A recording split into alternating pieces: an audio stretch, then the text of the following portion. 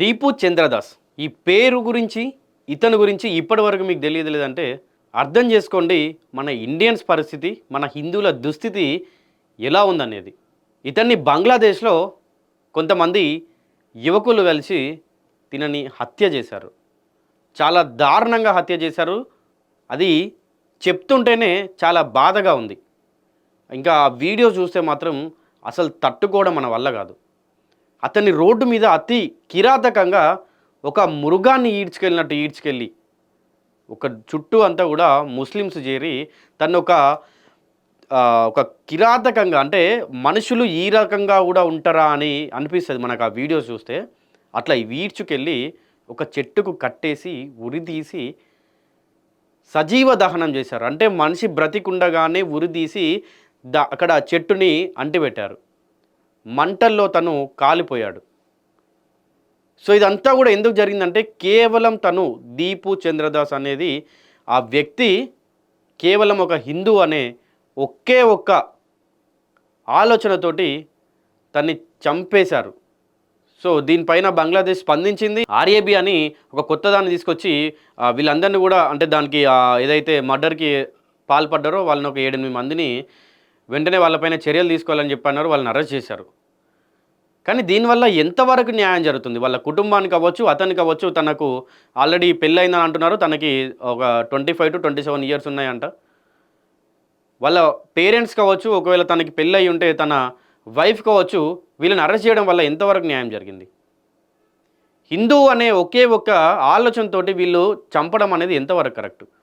తను అప్పటికీ కూడా చెప్తూనే ఉన్నాడంట, నేను సెక్యులర్ హిందూని, అంటే నేను సెక్యులర్ని, నాకు అన్ని మతాలు, అన్ని కులాలు, అన్ని దేవుళ్ళు అన్నీ ఒకటే అని చెప్తున్నప్పటికి కూడా హిందూ అనే ఒకే ఒక ఆలోచనతోటి, హిందూ అనే ఒకే ఒక కారణం చేత ఇతన్ని అతి కిరాతకంగా అతి క్రూరంగా చంపేశారండి. వీడియో చూస్తే మాత్రం నిజంగా చెప్తున్నా ఏ హిందువు కూడా తట్టుకోలేనటువంటి పరిస్థితి కనిపిస్తుంది ఆ వీడియో చూస్తే.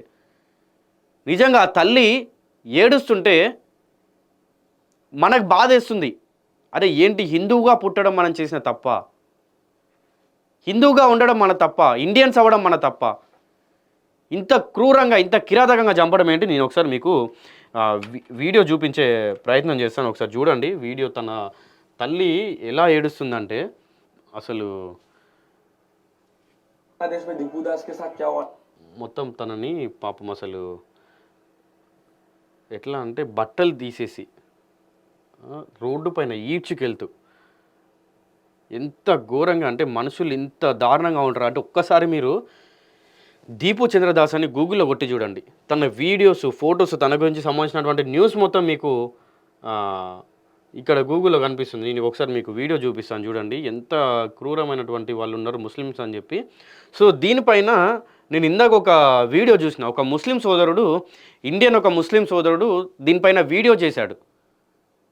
బంగ్లాదేశ్లో జరిగినటువంటి ఘటన గురించి ఏ ఒక్క ముస్లిం కూడా దీనిపైన స్పందించట్లేదు. అంటే ఈ ఇండియాలో ఉండేటువంటి ముస్లిమ్స్ అసలు ముస్లిమ్స్ కాదు, అసలు వీళ్ళు ఇండియాల్సి ఉండాల్సినటువంటి కాదు అని చెప్పి కూడా అతను ఒక వీడియో చేసి సోషల్ మీడియాలో పోస్ట్ చేశాడు.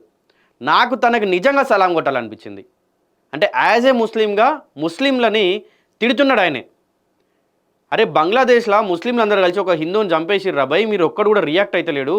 ఇన్ఫ్లుయెన్సర్లు అంటారు, ఇంకా సోషల్ యాక్టివిటీ చేసేటోళ్ళు అని చెప్పి మీరు సోషల్ మీడియాలో పేర్లు తెచ్చుకుంటున్నారు. కానీ మరి ఒక ఒక హిందూని అక్కడ వాళ్ళు అతి కిరాతకంగా చంపేస్తే ఏ ఒక్కరు కూడా ముస్లిం సోదరులు ఇండియాలో ఉన్న వాళ్ళు స్పందిస్తలేరని చెప్పి ఆయన వీడియో చేసి సోషల్ మీడియాలో పోస్ట్ చేసిండు.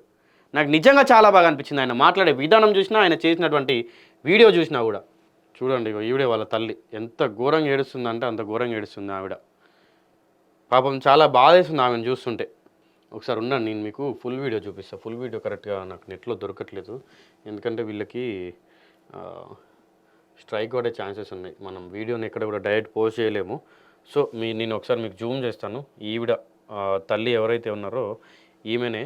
చాలా నిజంగా చెప్తున్నా, ఆ ప్లేస్లో మనం ఉండి ఆలోచించండి. అబ్బా అంతకంటే నేను అసలు ఎక్కువ వివరించాల్సిన అవసరం లేదు, మీకు ఇంకా ఎక్స్ప్లెయిన్ చేయాల్సిన అవసరం కూడా లేదు. ఆ ప్లేస్లో మీరు మన వాళ్ళు ఉంటే ఎట్లుంటుందో ఆలోచించాను అంతే. కేవలం హిందువు అంటే అదొక్కటే గుర్తుపెట్టుకోండి. ఇక హిందూ అనే ఒకే ఒక కారణంతో తనని బట్టలు తీసేసి మొత్తంగా కూడా నగ్నం చేసారు. మొత్తం బట్టలు తీసేసి రోడ్డు పైన లాక్కెళ్ళి చెట్టుకు వేలాడదీసి ఉరివేసి తనని కాల్చి చంపేసిర్రు. సో మనకి ఇంకొక న్యూస్ కూడా ఏంటంటే తన ఏదైతే బాడీ ఇంకా లాస్ట్ మిగిలినటువంటి పార్ట్స్ ఏదైతే ఉన్నాయో వాళ్ళ ఇంటి ముందు పెట్టారని కూడా ఒక న్యూస్ ఉంది. బట్ ఆ న్యూస్ మనకి ఎంతవరకు కరెక్ట్ అనేది కూడా దానిపైన స్పష్టత అనేది లేదు. బట్ ఏది ఏమైనప్పటికీ దీనిని నిజంగా ఇలా ఒక హిందూ అనే కారణంతో ఇలా చేయడం మాత్రం చాలా వరకు తప్పు. దీనిపైన అందరూ హిందువులు కూడా స్పందించాల్సినటువంటి అవసరం ఖచ్చితంగా ఉంది.